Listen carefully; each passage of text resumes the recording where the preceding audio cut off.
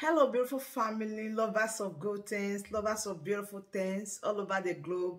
I bring greetings from a grateful heart. Good morning, good afternoon, and good evening, depending on your time zone. Thank you so dearly for always tuning into this platform. I really do appreciate. Please do it to like our video, share, and subscribe. Today, I have a wonderful one that I want us to watch, and I will be watching it with you. Sit back, watch it, and I'll be right back. Will an ESN commander be a domestic staff to Ejiofor?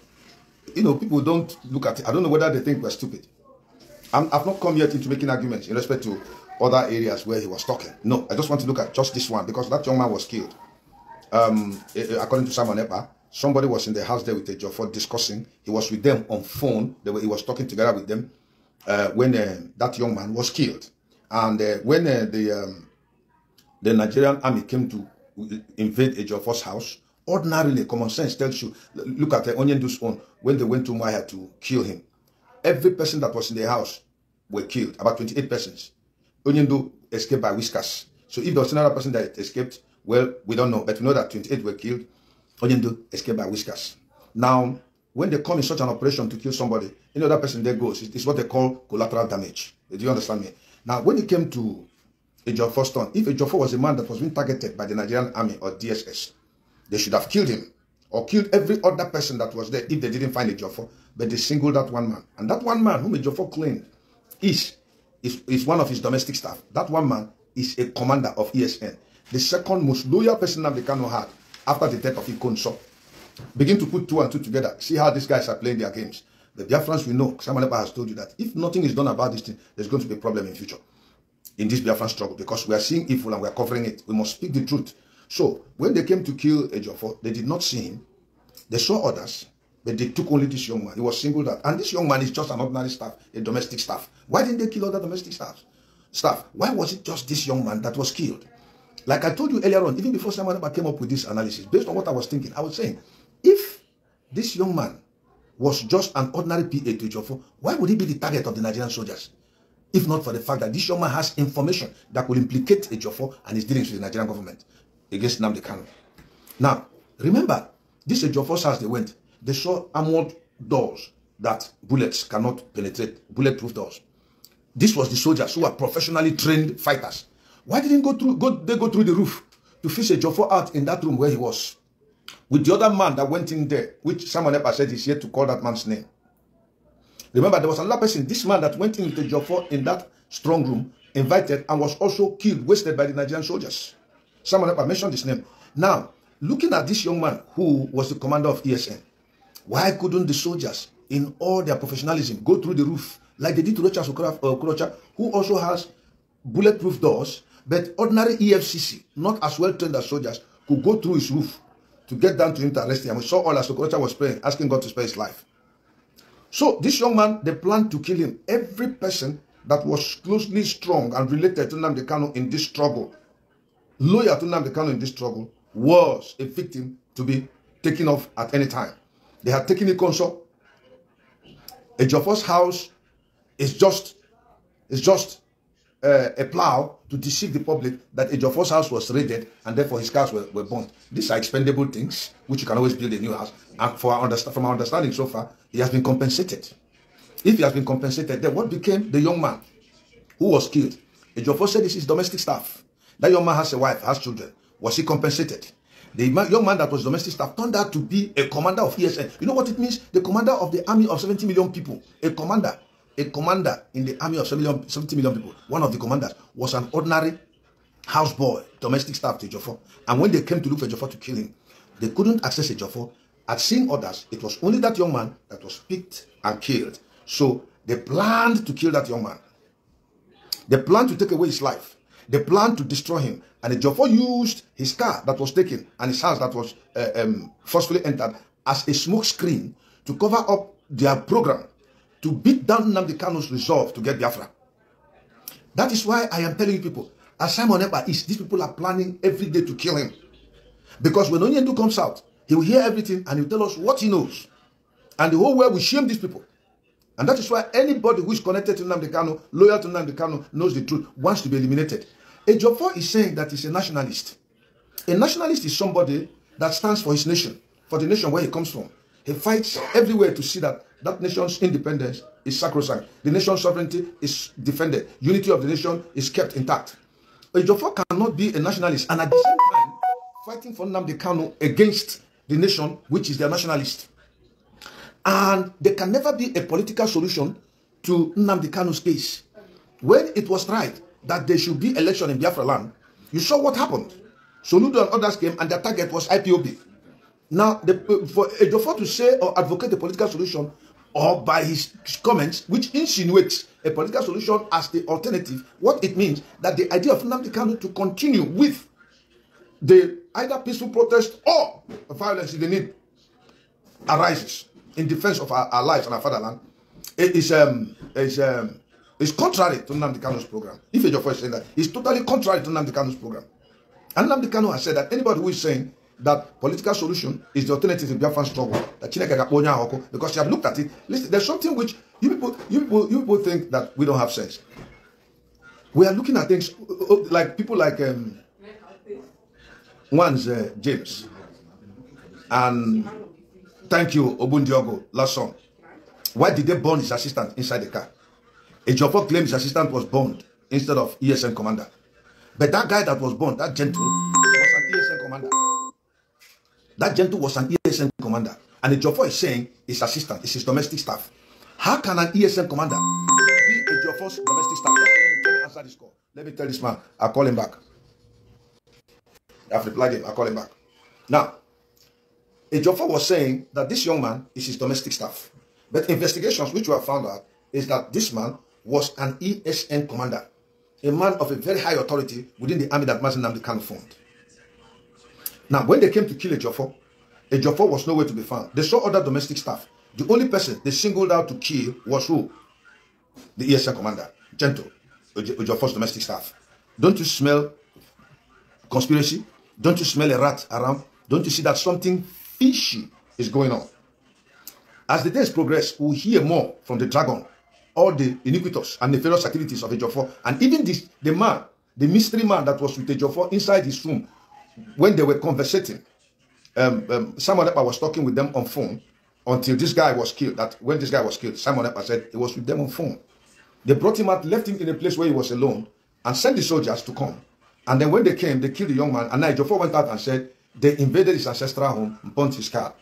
Now Ejiofor said some time ago last year that he knows those who are after his life, and we came out to understand that he said it's a makeover, not the Nigerian government. So Simon Ekpa is saying, if Ejiofor has a business or had a business to make offer, why not go and settle it? Now, when they came to kill this boy, it wasn't a makeover that killed that young man, because that is what Ejiofor is saying invariably. If we have to go by what Ejiofor has said so far, we'll begin to say, okay, it is a makeover who came to kill Ejiofor, and when he came to Ejiofor's house and couldn't get him, he killed the boy. So a makeover either sent the Nigerian soldiers and DSS personnel to come and kill that boy, or these were fake men that were not soldiers and DSS personnel that came to Ejiofor's house to kill him, and they couldn't find him and kill one of his assistants. Why would they single out that young man to kill? Let us use our brains. It could happen to you tomorrow. It could have been your brother. If not that one, that boy, that young man had information which concerning Ejiofor, which can implicate him. That's number one. Number two, if not for the fact that Ejiofor also might be planning to eliminate all the close associates and believers of Mazi Nnamdi Kanu so as to weaken him. Like I told you, when the other Oba, not Ifeanyi Oba, met Wazuluke was in detention. He went and disorganized all his commanders and weakened them. And then now took those men to Wazuluke in detention. And Wazuluke saw that the strength of his army, the commanders of his army, had surrendered to the government. Wazuluke was powerless and had nothing else to do than to surrender.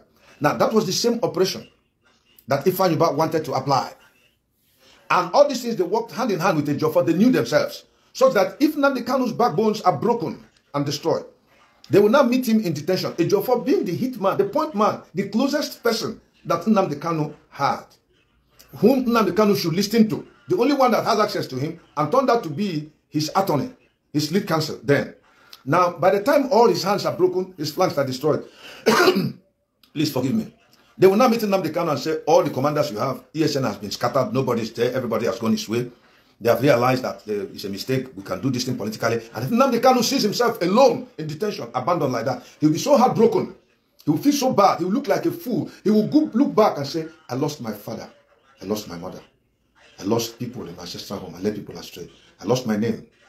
I can't see my wife. I lost my respect for these Biafran people. Look at how they have disgraced and disappointed me. I said it. That they will disappoint me. I'm not disappointed. Why am I still living for? Then Nnamdi Kanu will surrender. That was their plan. That's why the more Ejiofor keeps talking, the more we keep finding fault. That is a liar. God raised up Simon Ekpa. I know that Simon Ekpa is telling the truth, that Onyendu told Ejiofor to tell Simon Ekpa to take over the reins of the movement of Biafra. But even if Onyendu did not, by reason of the fact that Simon Ekpa arose to stand for Biafra, today the hope for Biafra is still alive, courtesy of Simon Ekpa. That is enough to give Onyendu strength of the spirit. And that is where Ejiofor is swearing over his dead body shall that happen. And as a matter of fact, we shall get Biafra over his dead body. We're not going to kill him. He has said it with his mouth, it shall come to pass. He would only joke at this Biafran struggle. For example, Chike Doziem, they were career agitators. They were being paid. Nobody has given me I'm not even asking, God forbid, why would you pay me for my freedom? I'm fighting for my nation. Nobody has paid Simon by a dime. Every man that is a true freedom fighter, you're not fighting for Nnamdi Kanu. You're not fighting for Biafrans. You're fighting for yourself. So why would you pay me? And the people who have been paid this money lived overseas. They live overseas.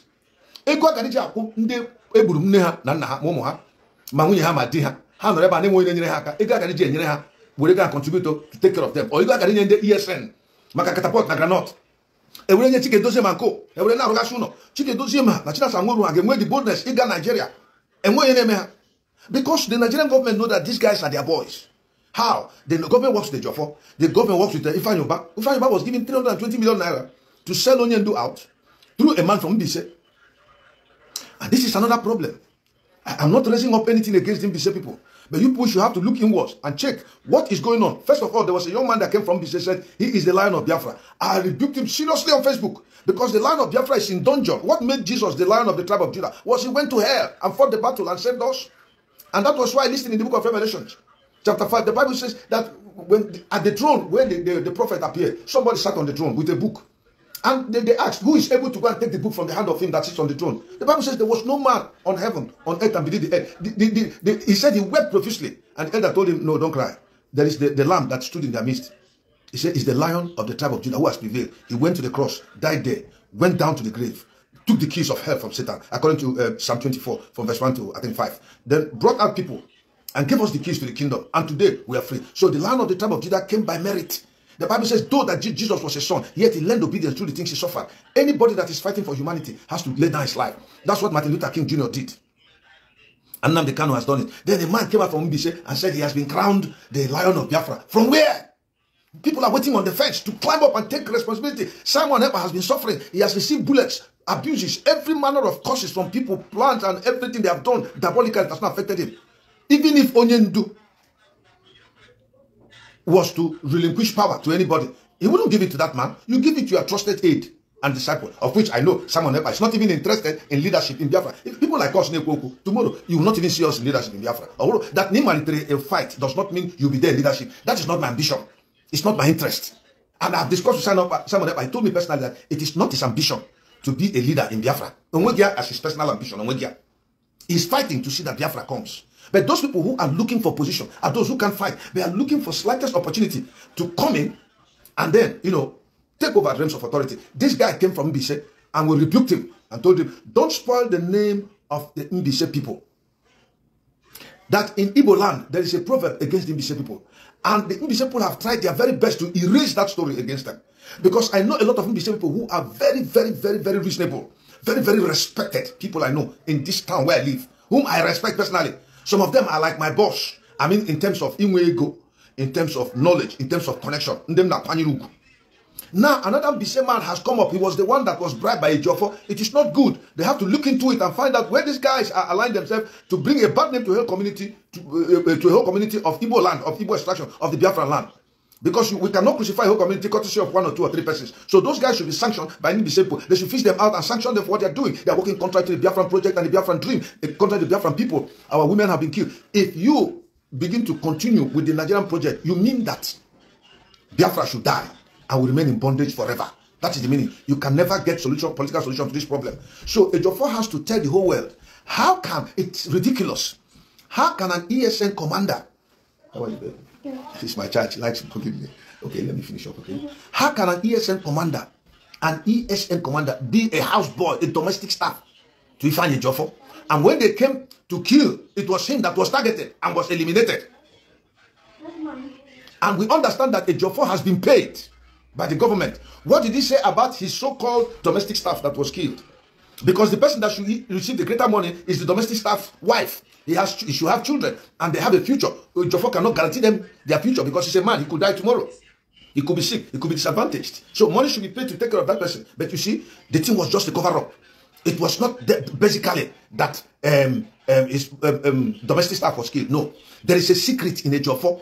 That's my own postulation. That either that boy understands certain wickedness, certain secrets about Ejiofor and the government, that it would have implicated Ejiofor. That's my own. Or it could be what Simon Ekpa has said, which may even have more ground of truth than what I'm saying. That young man was close to Mazi Nnamdi Kanu, and Ejiofor and co were on the process of eliminating every person that is close and believes strongly in Mazi Nnamdi Kanu and the Biafran project. So that by weakening Mazi Nnamdi Kanu's hand, when they go to detention, and Nnamdi Kanu sees that everybody is off, Chike everybody, I'm sure he's even telling Nnamdi Kanu negative things against Simon Ekpa while Nnamdi Kanu is still in detention. I'm very sure of it. So at the end of the day, Nnamdi Kanu will be weakened, and Ejiofor will take the glory.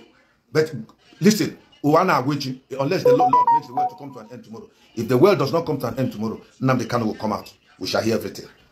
We shall know everything. They will tell us why Gentle should be killed when they came to look for Ejiofor. They should have killed everybody there. They will know they would have. But Ejiofor didn't want them to kill everybody because there will be an uproar. The people that came to Ejiofor's house to fight him and kill him, has there been any inquiry?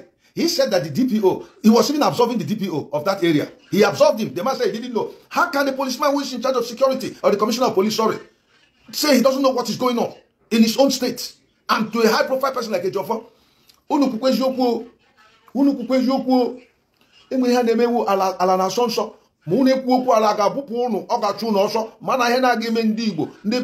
this one forever. Ejiofor mere ihe di ojo. O megidere Mazi Nnamdi Kanu tukwasiri obi.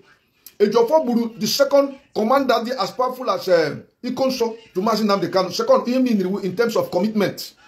The ESN camp was in disarray. Egwa garinya ha ka were rieni zo catapult na granite. Ndị Zama erie the whole money. Rishia the whole money. To get the camp into confusion. We know what it took Simon Ekpa several meetings, talking, dialoguing to bring these people back into the camp. And today they have been taken care of. We still have an ESN intact. Yes, Nemeka Nweke said the burning of his car was just a cover-up used to get the ESN commander. Finish. Simplicity. God will judge Ejiofor. He will not go free. Ifeanyi will face judgment before God. He will not go free. For 320 million naira, he sold his kinsman and sold the Biafran project. For a promise to be the governor of a state, Ifeanyi took bribe, sold Nnamdi Kanu out, sold the Biafran people. That's why I tell you, politicians don't care about you. All of you who are moving. Those 14 boys that were killed, did P2B say anything? He didn't say anything. Even you that is abusing me here now, if they kill you, P2B will not talk. Even if they take your mother and rape her before you, take your wife and rape her before you, take your sister and rape them before you, and then kill them in your presence, and cut off one of your legs, and you remain and you're begging on the streets, P2B will not speak on your behalf. It will always be Simon that will hear it and send resources to take care of you and go and shout. Why should this kind of wickedness happen? Anybody who is talking of one Nigeria is anti-Biafra. I don't care who you are. And that is the truth. So I have just told you people, put it in your mind and remember, how can an ESN commander be a domestic servant to Ifeanyi Ejiofor? And if he were, why would the DSS and Nigerian soldiers come and kill him alone when there were others there? If not that they wanted that man eliminated on the grounds that he is a loyalist to Mazi Nnamdi Kanu. They want to break Nnamdi Kanu down so that he give up the struggle and Ejiofor will take the glory. That's not going to happen. Because the Biafran project is an ideology. It has entered into our spirits. And we're sending to our relatives, our children. This little girl you see here, she hears me. I talk to her. She understands that something is going on in Biafra. She's in America. She's growing up to be an intelligent woman. Just like you see that professor who spoke when that wicked woman, Queen Elizabeth, died. They will grow up to speak against evil. Because we teach them. We indoctrinate them to understand that we have a need to survive as a people. They want to kill us. They want to eliminate us from existence. And sadly, the nearest person of Mazi Nnamdi Kanu, his hand is involved in all this wickedness, is Barrister Ifeanyi Ejiofor. He has gone down. He will never come up again. The Bible says, it was not an enemy that reproached me, then I would have hid myself from him. Neither is he that hated me, then I would have run away from him. But it was you, my friend. We took acquaintance together, took sweet counsel, and walked into the house of God in company. So the reproach Ejiofor gave to Nnamdi Kanu is so painful. It hurts so much that it's hurting every Biafran. And Ejiofor will pay for it. Didn't his wife know? She knew. She didn't call him to order. Ejiofor's elder brother was involved in this program. Why didn't they kill him? He was taken with the soldiers and eventually they left him. But they killed another person who was a commander of ESN. I don't want to make a long broadcast, but I want you Biafran to know that we are watching proceedings. I am going to respond to Ejiofor's arguments and the people that interviewed him. That thing was, I don't know what it looks like a Photoshop, because the picture was making a recurrence. So Ejiofor will raise his hand like this and do certain things. But the voice that was talking was not in consonance with the mouth movement of the person in that picture. All these things, we know them. We know them. But as time progresses, we have very intelligent Biafrans that will analyze this thing. And Simon Epa is still coming with more bombshell. My word. That brings us to the end of this beautiful update. Do wait to like this video, share and subscribe. The best thing for you to do is to join this family by smashing on that red subscribe button that says subscribe and turn on the bell icon for more latest updates. See you when I see you. From me to you, I say bye.